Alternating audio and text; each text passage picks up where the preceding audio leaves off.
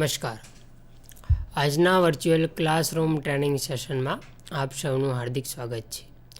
આજે હું ITIમાં ચાલતા મિકેનિક રેફ્રિજરેશન અને એર કન્ડિશનર ટ્રેડ અંતર્ગત એમ્પ્લિફિકેશન વિશે આપ સૌને તાલીમસર માર્ગદર્શન આપીશ.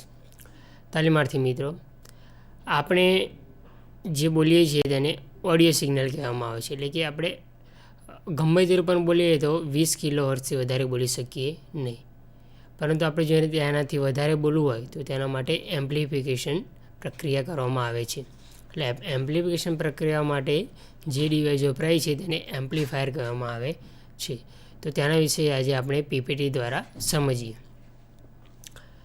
એમ્પ્લિફિકેશન કોઈપણ આપેલ વોલ્ટેજના સિગ્નલને અથવા તો સિગ્નલના પાવર લેવલને તેના તરંગ સ્વરૂપે વિકૃતિ કર્યા વગર એમ્પ્લિફાય કરવાની પ્રક્રિયાને એમ્પ્લિફિકેશન કહેવામાં આવે છે. અને એમ્પ્લિફિકેશનની પ્રક્રિયા જે સાધન કે ડિવાઇસ દ્વારા કરવામાં આવે છે તે સાધન કે ડિવાઇસને એમ્પ્લીફાયર તરીકે ઓળખવામાં આવે છે. એટલે કે મિત્રો, એમ્પ્લિફિકેશન જે સાધન અથવા ડિવાઇસ દ્વારા કરીએ છીએ તેને એમ્પ્લીફાયર કહેવામાં આવે છે. તો આપણે એમ્પ્લીફાયર વિશે ભણીશું. એમ્પ્લીફાયરનું કાર્ય અસમર્થ સિગ્નલને ત્યાં સુધી વધારવાનું કે વિસ્તારવાનું હોય છે કે જ્યાં સુધી તે પ્રકાશ, ધ્વનિ અથવા યાંત્રિક કાર્ય ઉત્પન્ન કરવા માટે જોઈતી જરૂરી વીજ શક્તિનું નિયમન કરવા સમર્થ ન થઈ જાય. કોઈપણ એમ્પ્લીફાયર શક્તિ ઉત્પન્ન કરવાનું કાર્ય કરતો નથી. તે વીજ કાર્યશક્તિનું માત્ર નિયમન કરે છે. હવે મિત્રો, આપણે જોઈએ કે એમ્પ્લીફાયરનો ગેઇન એટલે શું. તો વધારો અથવા તો એમ્પ્લિફિકેશનનો જે જથ્થો ઉત્પન્ન કરવામાં આવે છે તે એમ્પ્લીફાયરનો ગેઇન કહેવામાં આવે છે. અને મિત્રો, આ પ્રાપ્તિને ટૂંકમાં એથી ઓળખવામાં આવે છે. તેની ગણતરી જોઈએ તો પ્રાપ્તિ ગેઇન, કે જેનો સિમ્બોલ છે કેપિટલ A. તો પ્રાપ્તિ ગેઇન એ બરાબર થશે આઉટપુટ સંકેતની સાઇઝ ભાગ્યા ઇનપુટ સંકેતની સાઇઝ. એટલે કે આઉટપુટ સંકેતની સાઇઝ અને ઇનપુટ સંકેતની સાઇઝના ગુણોત્તરને એમ્પ્લીફાયરનો ગેઇન એ તરીકે ઓળખવામાં આવે છે. મિત્રો, આપણે ધારી લઈએ કે જો આઉટપુટ સંકેત 100 MV હોય, 100 MV એટલે કે 100 મિલીવોલ્ટ હોય, જ્યારે ઇનપુટ સંકેત 5 મિલીવોલ્ટ હોય, તો આપણી પ્રાપ્તિ કેટલી થશે? તો આપણી પ્રાપ્તિ ગેઇન એ બરાબર સૂત્ર છે આઉટપુટ સંકેતની સાઇઝ ભાગ્યા ઇનપુટ સંકેતની સાઇઝ. એટલે કે આઉટપુટ સંકેતની સાઇઝ થશે 100 MV ભાગ્યા ઇનપુટ સંકેતની સાઇઝ થશે 5 MV. એટલે કે 100 ભાગ્યા 5 એટલે કે આપણો જવાબ આવશે 20 MV. 20 MV એટલે કે 20 મિલીવોલ્ટ. એટલે કે એમ્પ્લીફાયરની પ્રાપ્તિ અથવા તો ગેઇન એ બરાબર 20 મિલીવોલ્ટ થશે. એથી આપણે જો આઉટપુટ અને ઇનપુટ સંકેત અલગ અલગ હોય તે પ્રમાણે આપણે પ્રાપ્તિ મેળવી શકીએ છીએ. ધારો કે આઉટપુટ સંકેત છે આપણો 200 MV અને ઇનપુટ સંકેત છે 50 MV. તો 200 ભાગ્યા થશે 50. તો આપણો જવાબ આવશે 4 MV. એટલે કે થશે 4 મિલીવોલ્ટ. હવે મિત્રો, આપણે નેગેટિવ ગેઇનની વાત કરીએ. એટલે કે એમ્પ્લીફાયરના નેગેટિવ ગેઇનની વાત કરીએ તો અમુક પ્રકારના એમ્પ્લીફાયરમાં બહાર આવતા સંકેતો અંદર જતા સંકેતોની વિરુદ્ધ દિશામાં અથવા તો સ્થિતિમાં હોય છે.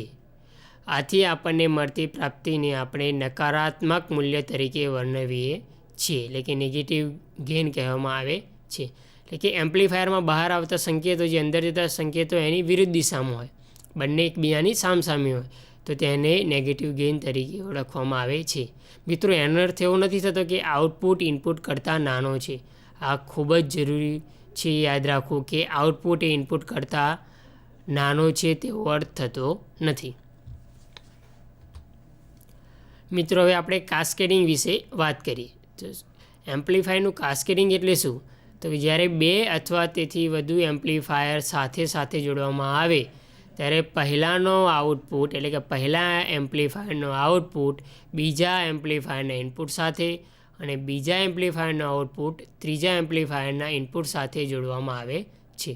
તો મિત્રો, આવા શ્રેણીબંધ જોડાણને કાસ્કેડિંગ પ્રક્રિયા અથવા કાસ્કેડિંગ કહે છે. આથી એક એમ્પ્લીફાયરમાં મળે તે કરતાં ઘણી વધુ પ્રાપ્તિ મળે છે. મિત્રો આપણે આ ટેલીટોપ ઉપર સમજીએ. ટેલીટોપ ઉપર જોઈ શકો છો કે અહીંયા આપણે ઇનપુટ સિગ્નલ આપીએ છીએ. અહીંયા એમ્પ્લીફાયર મૂક્યું છે કે ઇનપુટ સિગ્નલ અહીંયા નાનું બતાવેલું છે. પછી ઇનપુટ સિગ્નલ જાય છે એમ્પ્લીફાયરમાં. એટલે કે એમ્પ્લીફાયરનું કાર્ય છે કે ઇનપુટ સિગ્નલ જે નાનું છે તેને વિસ્તૃત સ્વરૂપમાં રૂપાંતર કરવાનું છે. એટલે કે તમે અહીંયા જોઈ શકો છો કે આઉટપુટ સિગ્નલ તમને મોટા સિગ્નલમાં અહીંયા બતાવેલું છે કે આપણું ઇનપુટ સિગ્નલ નાનું છે. એટલે કે એમ્પ્લીફાયર એમ્પ્લીફિકેશન પ્રક્રિયા દ્વારા નાના ઇનપુટ સિગ્નલને મોટા અથવા તો વિસ્તૃત સ્વરૂપમાં રૂપાંતર કરે છે. તે તમે અહીંયા આકૃતિમાં જોઈ શકો છો. હવે મિત્રો આપણે જોયું કાસ્કેડિંગ, તો તેને આકૃતિની મદદથી સમજીએ. તો ધારો કે અહીંયા પહેલાં એક એમ્પ્લીફાયર A1 એટલે કે એમ્પ્લીફાયર A1, A2 એટલે કે એમ્પ્લીફાયર A2, A3 એટલે કે એમ્પ્લીફાયર A3. ધારો કે અહીંયા 5 વોલ્ટ આવે છે, એમ્પ્લીફાયર 5 વોલ્ટ આપવામાં આવે છે. તો એમ્પ્લીફાયર એક એમ્પ્લીફિકેશન પ્રક્રિયા દ્વારા 5 વોલ્ટને 10 વોલ્ટમાં ફેરવશે. હવે તેનો આઉટપુટ A1 એટલે કે એમ્પ્લીફાયર એકનો આઉટપુટ એમ્પ્લીફાયર 2ના ઇનલેટ સાથે જોડવામાં આવે છે અને એમ્પ્લીફાયર 2નો આઉટપુટ એમ્પ્લીફાયર 3ના ઇનલેટ સાથે જોડવામાં આવે છે. અહીંયા જે 10 વોલ્ટ છે, હવે એમ્પ્લીફાયર 2 એમ્પ્લીફિકેશન પ્રક્રિયા દ્વારા તેને નાના ઇનપુટ સિગ્નલને મોટામાં ફેરવશે. એટલે 10 વોલ્ટનું તો અહીંયા 15 વોલ્ટ. તે રીતે હવે એમ્પ્લીફાયર 3 એટલે એમ્પ્લીફાયર 3 એમ્પ્લીફિકેશન પ્રક્રિયા દ્વારા તેને 15 વોલ્ટમાંથી 20, 50 ને એવી રીતે પ્રક્રિયા ચાલુ કરશે. એટલે આવા શ્રેણીબંધ જોડાણને કાસ્કેડિંગ કહેવામાં આવે છે. તમે અહીંયા જોઈ શકો છો ઇનપુટ સિગ્નલ પહેલાં 5 વોલ્ટ હતું, એનું 10 વોલ્ટમાં રૂપાંતર કર્યું, 15 વોલ્ટમાં રૂપાંતર કરી દે, 20, 50, 90. તો આ રીતે જે શ્રેણીબંધ જોડાણ કરવામાં આવે છે તેને કાસ્કેડિંગ પ્રક્રિયા કહેવામાં આવે છે.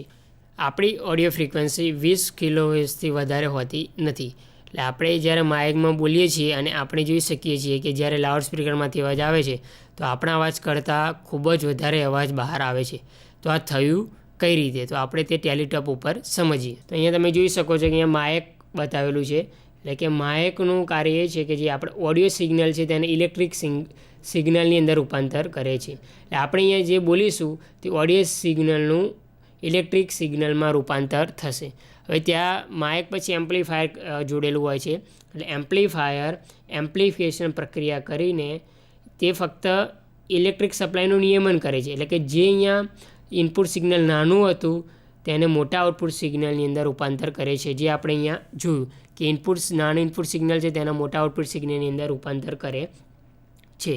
એટલે કે એમ્પ્લીફાયર એવી જ કાર્યશક્તિનું નિયમન કરે છે. અને એમ્પ્લીફાયરની જોડે અહીંયા લાઉડ સ્પીકર કનેક્ટ કરેલું હોય છે, લાઉડ સ્પીકર જોડેલું હોય છે. એટલે લાઉડ સ્પીકરનું કાર્ય એ છે કે ઇલેક્ટ્રિક સિગ્નલનું ઓડિયો સિગ્નલમાં રૂપાંતર કરે છે. એટલે કે આપણે જ્યારે અહીંયા માઇકમાં બોલતા હોય ત્યારે આપણે ઓડિયો સિગ્નલ ખૂબ ઓછું હોય છે. એટલે કે આપણી ઓડિયો ફ્રીક્વન્સી 20 કિલોહર્ટ્ઝથી વધારે હોતી નથી. પરંતુ જ્યારે લાઉડ સ્પીકરમાંથી અવાજ બહાર આવે છે ત્યારે તે ખૂબ જ મોટો અવાજ આવે છે. એટલે કે એમ્પ્લીફાયર એમ્પ્લીફિકેશન પ્રક્રિયા દ્વારા તે ઇલેક્ટ્રિક સિગ્નલ લાઉડ સ્પીકરને મોકલે છે.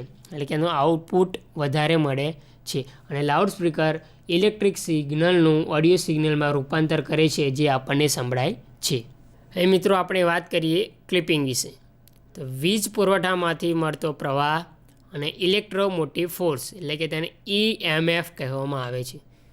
આઉટપુટ કે બહાર પડતા સંકેત પર એક પ્રકારની મર્યાદા મૂકે છે. ક્લિપિંગ વિશે મિત્રો આપણે વાત કરીએ.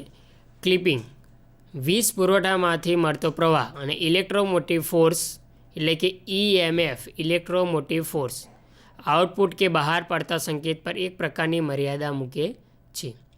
જો આઉટપુટ સંકેત મર્યાદાનું ઉલ્લંઘન કરે અથવા આ મર્યાદા બહાર જવા પ્રયત્ન કરે ત્યારે જે પ્રશ્ન અથવા સ્થિતિ પેદા થાય તેને ક્લિપિંગ કહે છે. કે જ્યારે ઇનપુટ સંકેતો કે પ્રાપ્તિ ખૂબ વધુ કે મોટા હોય ત્યારે તે ઉદ્ભવે છે. મિત્રો ક્લિપિંગ ક્યારે ઉદ્ભવે છે? તો જ્યારે ઇનપુટ સંકેતો કે પ્રાપ્તિ ખૂબ વધુ કે મોટા હોય ત્યારે ક્લિપિંગ ઉદ્ભવે છે. ખૂબ જ ઊંચો ક્લિપ સંકેત ચોરસ મોજા જેવો હોય છે. જો આ સંકેત સંગીતનો હોય તો તે ખૂબ જ કર્કશ ફાટી ગયેલો અવાજ પેદા કરે છે. એટલે કે મિત્રો તે બે સૂરો લાગે છે. એટલે ખૂબ જ જો ક્લિપ સંકેત ચોરસ મોજા જેવો હોય છે. ક્લિપિંગ ઘટના અટકાવી કે રોકી શકાય છે. આ માટે ચોક્કસ પ્રાપ્તિને અમુક ચોક્કસ કક્ષાએ ઓછી જ રાખવી જોઈએ કે ઇનપુટ સંકેતનું કદ ઘટાડવું જોઈએ. ક્લિપિંગ ઘટના અટકાવી કે રોકી શકાય છે. આ માટે પ્રાપ્તિને અમુક ચોક્કસ કક્ષાએ ઓછી જ રાખવી જોઈએ કે જેથી ઇનપુટ સંકેતનું કદ ઘટાડવું જોઈએ. હવે મિત્રો આપણે જોઈએ એમ્પ્લીફાયરનું વર્ગીકરણ, એટલે કે એમ્પ્લીફાયરનું ક્લાસિફિકેશન. એમ્પ્લીફાયરનું વર્ગીકરણ અલગ અલગ રીતે કરવામાં આવે છે. તો તેના ઇનપુટ સિગ્નલના આધારે એમ્પ્લીફાયરનું વર્ગીકરણ બે પ્રકારે કરવામાં આવે છે. એક સ્મોલ સિગ્નલ એમ્પ્લીફાયર, એટલે કે સ્મોલ સિગ્નલ એમ્પ્લીફાયર, અને નંબર 2 લાર્જ સિગ્નલ એમ્પ્લીફાયર. તો સ્મોલ સિગ્નલ એમ્પ્લીફાયરની વાત કરીએ તો તેની અંદર ઇનપુટ સિગ્નલ સ્મોલ આપવામાં આવે છે કે તેને સ્મોલ સિગ્નલ એમ્પ્લીફાયર કહેવામાં આવે છે. અને લાર્જ સિગ્નલ એમ્પ્લીફાયરની અંદર ઇનપુટ સિગ્નલ લાર્જ આપવામાં આવે છે માટે તેને લાર્જ સિગ્નલ એમ્પ્લીફાયર કહેવામાં આવે છે. એમ્પ્લીફાયરના વર્ગીકરણમાં આગળ જોઈએ તો તેના આઉટપુટ સિગ્નલના આધારે તેના બે પ્રકાર પડે છે. એમાં એક પ્રકાર છે વોલ્ટેજ એમ્પ્લીફાયર અને બીજો પ્રકાર છે પાવર એમ્પ્લીફાયર. એમ્પ્લીફાયરના વર્ગીકરણમાં આગળ વાત કરીએ તો મિત્રો તેની ફ્રીક્વન્સી રિસ્પોન્સને પ્રમાણે તેના 3 પ્રકાર પડે છે. એક AF એમ્પ્લીફાયર, 2 IF એમ્પ્લીફાયર અને 3 RF એમ્પ્લીફાયર.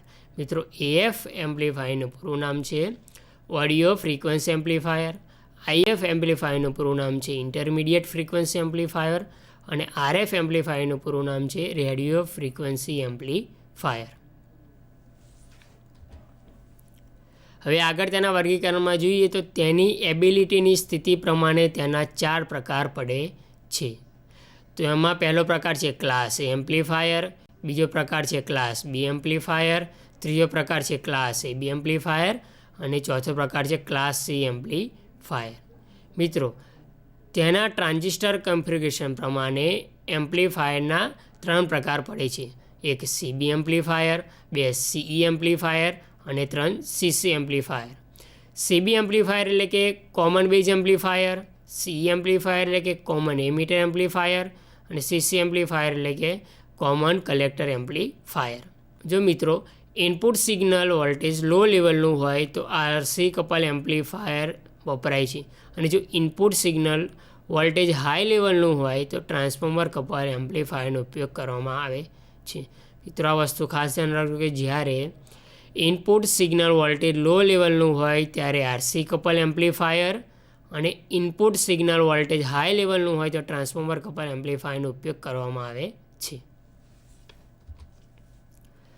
ફ્રીક્વન્સી રિસ્પોન્સ પ્રમાણે એમાં આપણે હવે વાત કરીએ RF એમ્પ્લીફાયરની, કે રેડિયો ફ્રીક્વન્સી એમ્પ્લીફાયર.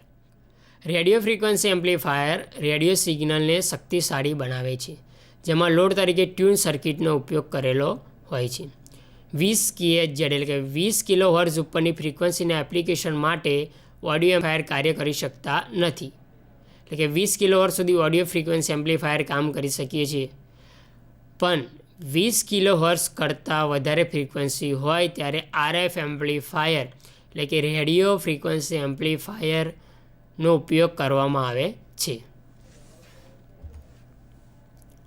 મિત્રો હવે આપણે વાત કરીએ કે ટ્રાન્ઝિસ્ટરના કન્ફિગ્યુરેશન પ્રમાણે જે પ્રકાર હતો તેમાં પહેલો હતો કોમન બેઝ એમ્પ્લીફાયર.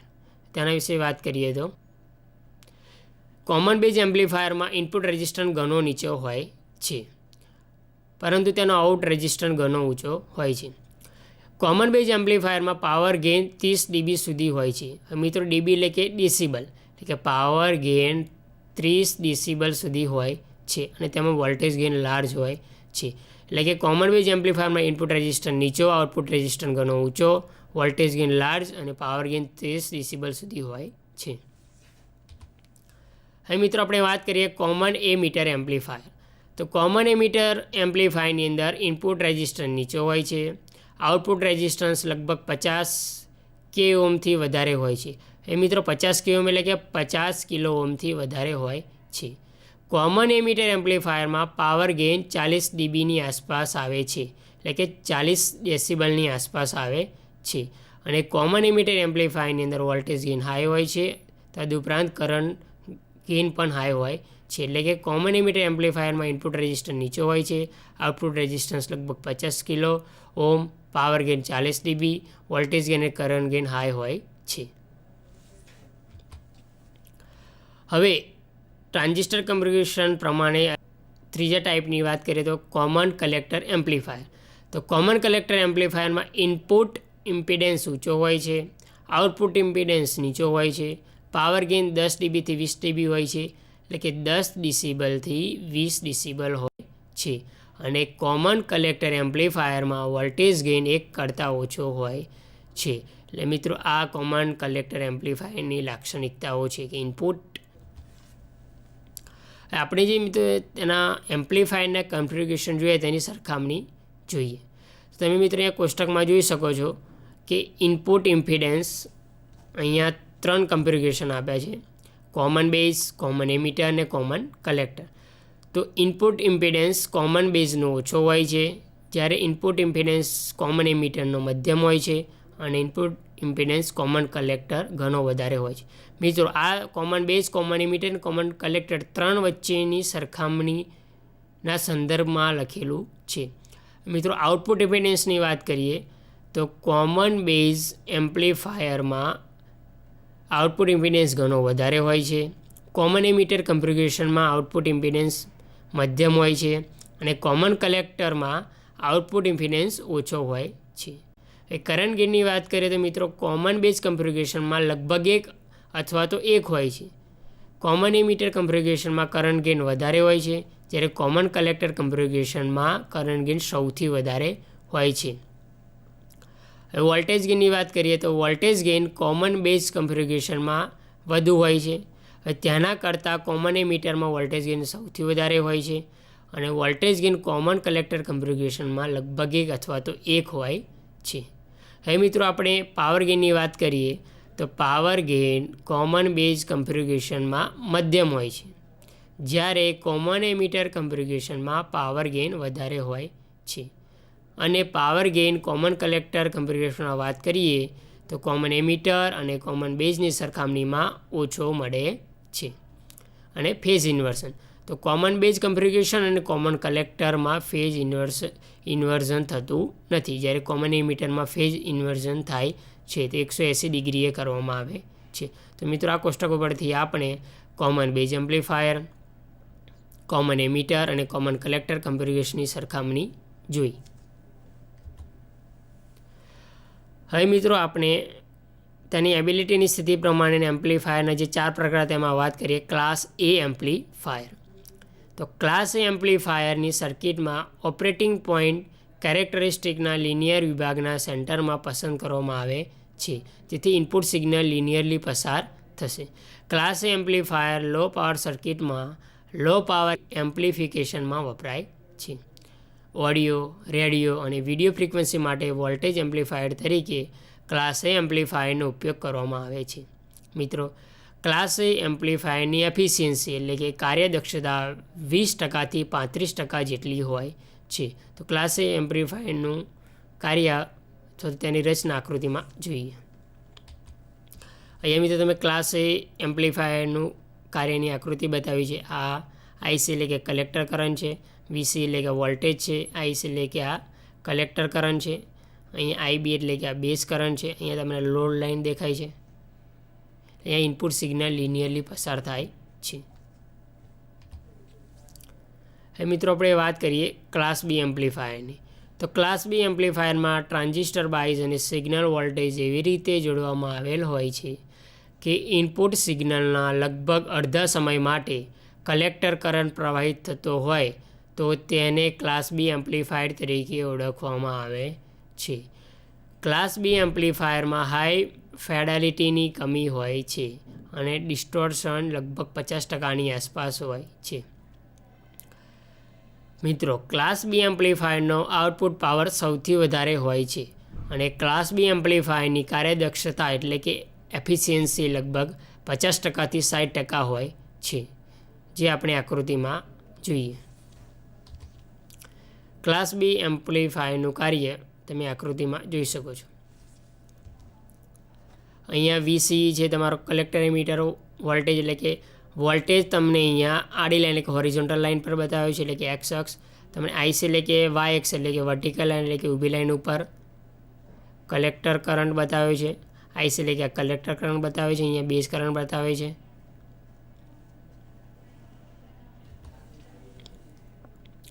હવે આપણે તેની એબિલિટીના સ્થિતિ પ્રમાણેના ત્રીજા પ્રકાર ક્લાસ એ બી એમ્પ્લીફાયરની વાત કરીએ. તો આ એમ્પ્લીફાયરમાં ટ્રાન્ઝિસ્ટર બાયસ અને સિગ્નલ વોલ્ટેજ એવી રીતે જોડવામાં આવેલ હોય છે કે ઇનપુટ સિગ્નલ અડધા સમયથી વધારે, મિત્રો ધ્યાનથી જોજો, ઇનપુટ સિગ્નલ અડધા સમયથી વધારે પરંતુ પૂરાથી થોડાક ઓછા સમય માટે કલેક્ટર કરંટ પ્રવાહિત થતો હોય તો તે ક્લાસ એ બી એમ્પ્લીફાયર કહેવાય છે. મિત્રો ધ્યાનથી સાંભળ્યો કે ઇનપુટ સિગ્નલ અડધા સમયથી વધારે પરંતુ પૂરો સમય ને પૂરાથી થોડાક ઓછા સમય માટે કલેક્ટર કરંટ પ્રવાહિત થતો હોય તો તે ક્લાસ એ બી એમ્પ્લીફાયર કહેવાય છે. ક્લાસ એ બી એમ્પ્લીફાયરની ફિડેલિટી એ અને બીની વચ્ચે હોય છે અને ડિસ્ટોર્શન નહિવત હોય છે. ક્લાસ એ બી એમ્પ્લીફાયરની એફિશિયન્સી અથવા કાર્યદક્ષતા 35%થી 50%ની હોય છે. હવે મિત્રો આપણે તેની એબિલિટીની સ્થિતિ પ્રમાણેના ચોથા પ્રકાર ક્લાસ સી એમ્પ્લીફાયર વિશે માહિતી મેળવીએ. Class C amplifier. Class C એમ્પ્લીફાયરમાં ઓપરેટિંગ પોઈન્ટ એક કટ ઓફ પોઈન્ટ કરતાં આગળ રાખવામાં આવે છે. ક્લાસ સી જ્યાં સુધી ટ્રાન્ઝિસ્ટરના બેઝ ફોરવર્ડ બાયસ ના મળે ત્યાં સુધી ટ્રાન્ઝિસ્ટર ઓપરેટ થતો નથી. આમ ઇનપુટ સિગ્નલમાં 180 ડિગ્રી કરતાં પણ ઓછા ભાગ દરમિયાન ટ્રાન્ઝિસ્ટર કંડક્ટ થાય છે. તેના કારણે 180 ડિગ્રી કરતાં ઓછા ભાગ સુધી જ કલેક્ટર કરંટ પસાર થાય છે, જેને ક્લાસ સી એમ્પ્લીફાયર કહેવામાં આવે છે. ક્લાસ સી એમ્પ્લીફાયરની ફિડેલિટી ન્યૂનતમ મળે છે અને ડિસ્ટોર્શન તેમજ આઉટપુટ પાવર મહત્તમ મળે છે. ક્લાસ સી એમ્પ્લીફાયરની કાર્યદક્ષતા અથવા તો એફિશિયન્સી 70%થી 75% જેટલી હોય છે. કે ક્લાસ એ, ક્લાસ બી, ક્લાસ એ બી અને ક્લાસ સી એમ્પ્લીફાયરમાં સૌથી વધારે કાર્યદક્ષતા ક્લાસ સી એમ્પ્લીફાયરની હોય છે. તેની કાર્યદક્ષતા 70%થી 75% જેટલી હોય છે. એ મિત્રો તમે ક્લાસ એમ્પ્લીફાયરનું વર્કિંગ આકૃતિમાં જોઈ શકો છો. તમારો લોડ કરવા છે આઈસી એટલે કે કલેક્ટર કરંટ, અહીંયા વીસી એટલે કે collector emitter voltage, voltage horizontal line પર બતાવેલ છે, કરંટ વર્ટિકલ લાઇન પર બતાવેલ છે, આઈબી એટલે કે આ બેઝ કરંટ, ઇનપુટ અને આઉટપુટ બતાવેલ છે. હવે મિત્રો આપણે વાત કરીએ મલ્ટી સ્ટેજ એમ્પ્લીફાયરની. તો મલ્ટી સ્ટેજ એમ્પ્લીફાયર એટલે શું? તો તાલીમાર્થી મિત્રો, એક કરતાં વધારે સ્ટેજને મલ્ટિપલમાં ઉપયોગ કરેલો હોય તો તેવા પ્રકારના તમામ એમ્પ્લીફાયરને મલ્ટી સ્ટેજ એમ્પ્લીફાયર કહેવામાં આવે છે. જેથી આપણે કાસ્કેડિંગમાં જોયું કે A1 એમ્પ્લીફાયર જોડ્યું, A2 એમ્પ્લીફાયર જોડ્યું, A2 એમ્પ્લીફાયર જોડ્યું, A3 એમ્પ્લીફાયર જોડ્યું, એટલે કે એક કરતાં વધારે સ્ટેજને મલ્ટિપલમાં ઉપયોગ કરેલો હોય તો તે એમ્પ્લીફાયરને મલ્ટી સ્ટેજ એમ્પ્લીફાયર કહેવામાં આવે છે. તો તેના માટે 3 પ્રકારની કપલિંગ વપરાય છે, એટલે કે 3 પ્રકારના કપલિંગના પ્રકાર હોય છે. Number 1 RC couple amplifier, number 2 transformer couple 2 stage amplifier, number 3 direct couple 2 stage amplifier. હવે મિત્રો આ 3 જે મલ્ટી સ્ટેજ એમ્પ્લીફાયર છે તેની અંદર ડાયરેક્ટ કપલ 2 સ્ટેજ એમ્પ્લીફાયરની અંદર ફ્રીક્વન્સી રિસ્પોન્સ સૌથી સારો મળે છે. હવે મિત્રો આપણે જે આજે એમ્પ્લીફિકેશન અને એમ્પ્લીફાયર વિશે ભણ્યા તો તેની થોડી પ્રશ્નોત્તરી જોઈ લઈએ. પ્રશ્નોત્તરીમાં જોઈએ તો પ્રશ્ન નંબર 1, કોમન કલેક્ટર એમ્પ્લીફાયર કન્ફિગરેશનનો વોલ્ટેજ ગેઇન કેટલો હોય છે? તો મિત્રો તેના 4 ઓપ્શન નીચે મુજબ છે. Option A 0, option B 10, option C 8, option D લગભગ 1. તો મિત્રો આપણે ઉપર કોષ્ટકમાં જોયું તે પ્રમાણે કોમન કલેક્ટર એમ્પ્લીફાયર એટલે કે સીસી એમ્પ્લીફાયર કન્ફિગરેશનનો વોલ્ટેજ ગેઇન લગભગ 1 અથવા તો 1 હોય છે. એટલે કે આપણો સાચો જવાબ થશે ઓપ્શન ડી લગભગ 1. એટલે ઓપ્શન એ 0 જવાબ પણ ખોટો છે, ઓપ્શન બી 10 જવાબ પણ ખોટો છે, ઓપ્શન સી 8 જવાબ પણ ખોટો છે. એટલે કે કોમન કલેક્ટર એમ્પ્લીફાયર કન્ફિગ્યુરેશનનો વોલ્ટેજ ગેઇન લગભગ 1 હોય છે. એ પ્રશ્ન નંબર 2. નીચે આપેલા એમ્પ્લીફાયર કન્ફિગ્યુરેશનમાં સૌથી વધારે કરંટ ગેઇન ખાલી જગ્યામાં હોય છે. તો ત્યાંના 4 ઓપ્શન નીચે આપેલા છે. Option A CB configuration, option B CE configuration, option C CC configuration, option D ઉપરના તમામ. હવે મિત્રો CB એટલે કે કોમન બેઝ કન્ફિગ્યુરેશન, CE એટલે કે કોમન એમિટર કન્ફિગ્યુરેશન અને C એટલે કોમન કલેક્ટર કન્ફિગ્યુરેશન. એટલે કે CBની અંદર કરંટ ગેઇન CE કરતાં ઓછો હોય છે અને CEની અંદર CB કરતાં કરંટ ગેઇન વધારે હોય છે અને CCની અંદર CB અને CE કરતાં કરંટ ગેઇન વધારે હોય છે. એટલે સૌથી વધારે કરંટ ગેઇન થશે CC કન્ફિગ્યુરેશનમાં. એટલે કે આપણો ઓપ્શન એ CB કન્ફિગ્યુરેશન જવાબ ખોટો છે. ઓપ્શન બી CE કન્ફિગ્યુરેશન જવાબ ખોટો છે. A અને B ખોટા છે, એટલે ઉપરના તમામ જવાબ પણ ખોટા છે. એટલે આપણે પ્રશ્ન 2નો સાચો જવાબ થશે ઓપ્શન સી CC કન્ફિગ્યુરેશન. એટલે કે નીચે આપેલા એમ્પ્લીફાયર કન્ફિગ્યુરેશનમાં સૌથી વધારે કરંટ ગેઇન CC કન્ફિગ્યુરેશન એટલે કે કોમન કલેક્ટર કન્ફિગ્યુરેશનમાં હોય છે. મિત્રો આગળ પ્રશ્ન જોઈએ તો પ્રશ્ન નંબર 3. એમ્પ્લિફિકેશનની પ્રક્રિયા જે સાધન કે ડિવાઇસ દ્વારા કરવામાં આવે છે તે સાધન કે ડિવાઇસને શું કહેવામાં આવે છે? તો તેના ઓપ્શન 4 નીચે આપેલા છે. Option A photodiode, option B amplifier, option C transistor અને ઓપ્શન ડી છે ઉપરના બધા. એ ટ્રાન્ઝિસ્ટરમાં તો NPN ટ્રાન્ઝિસ્ટર આવે છે, એટલે કે ટ્રાન્ઝિસ્ટર તો એમ્પ્લિફિકેશન પ્રક્રિયા કરી નથી શકતું, એટલે કે ઓપ્શન સી આપણો જવાબ ખોટો છે. ફોટોડાયોડ પણ એમ્પ્લિફિકેશન પ્રક્રિયા નથી કરતું, એટલે એ પણ જવાબ ખોટો છે. એટલે એ જવાબ ખોટો છે, સી જવાબ ખોટો છે, એટલે ઓપ્શન ડી પણ ખોટો છે. તો એમ્પ્લિફિકેશન પ્રક્રિયા જે સાધન કે ડિવાઇસ દ્વારા કરવામાં આવે તે આપણે અગાઉ જોઈ ગયા તે પ્રમાણે એમ્પ્લીફાયર વપરાય છે. એટલે કે સાચો જવાબ થશે એમ્પ્લીફાયર. એટલે કે એમ્પ્લિફિકેશનની પ્રક્રિયા જે સાધન કે ડિવાઇસ દ્વારા કરવામાં આવે છે તે સાધન કે ડિવાઇસને એમ્પ્લીફાયર કહેવામાં આવે છે. હવે મિત્રો આગળ જોઈએ તો પ્રશ્ન નંબર 4. CB ખાલી જગ્યા. એટલે કે CB એમ્પ્લીફાયરમાં કરંટ ગેઇનનો સિમ્બોલ શું હોય છે? તો મિત્રો તમે 4 ઓપ્શન જોઈ શકો છો. Option A beta, option B theta, option C alpha, option D gamma. હવે મિત્રો બીટા તો એ કોમન કલેક્ટર એમ્પ્લીફાયરની અંદર તેનો સિમ્બોલ છે, એટલે કે એ જવાબ પણ ના આવે. બી થીટા એટલે કે તે ખૂણાનો છે સિમ્બોલ, એટલે કે તે પણ ના આવે બી. ડી એટલે ગામા, એટલે કે એડિયાબેટિક ઇન્ડેક્સ છે, એટલે એ પણ જવાબ ના આવે. એટલે આપણો સાચો જવાબ થશે આલ્ફા, ઓપ્શન સી. એટલે કોમન બેઝ એમ્પ્લીફાયરમાં કરંટ ગેઇનનો સિમ્બોલ છે સી આલ્ફા, એટલે સાચો જવાબ થશે આપણો ઓપ્શન સી. હવે આગળ પ્રશ્ન જોઈએ તો સૌથી સારી ફ્રીક્વન્સીનો રિસ્પોન્સ ખાલી જગ્યા કપલિંગ દ્વારા મળે છે. સૌથી સારી ફ્રીક્વન્સીનો રિસ્પોન્સ ખાલી જગ્યા કપલિંગ દ્વારા મળે છે. તો ત્યાંના 4 ઓપ્શન મિત્રો તમે 4 જોઈ શકો છો. RC couple amplifier, transformer couple 2 stage amplifier, direct couple 2 stage અને ડી ઉપરના તમામ એમ્પ્લીફાયર. તો આપણે અગાઉ જોઈ ગયા તે પ્રમાણે સૌથી સારી ફ્રીક્વન્સીનો response direct couple 2 stage coupling દ્વારા મળે છે. એટલે કે આનો સાચો જવાબ થશે option C, direct couple 2 stage coupling દ્વારા મળે છે. એટલે કે ઓપ્શન એ, બી, ડી ખોટા છે અને સી સાચો જવાબ છે ઓપ્શન સી. તો મિત્રો આજે આપણે એમ્પ્લીફાયરના પ્રકાર, એમ્પ્લીફાયરનું કાર્ય, એમ્પ્લીફાયરની રચના અને એમ્પ્લીફાયરનો ઉપયોગ વિશે સમજ્યા. તો મિત્રો આની મદદથી આપણે એમ્પ્લીફાયરનો ઉપયોગ, એમ્પ્લીફાયરનું કાર્ય, તેની રચના, તેની સ્કિલ વિકસાવી શકીએ છીએ. આપ સૌનો આભાર.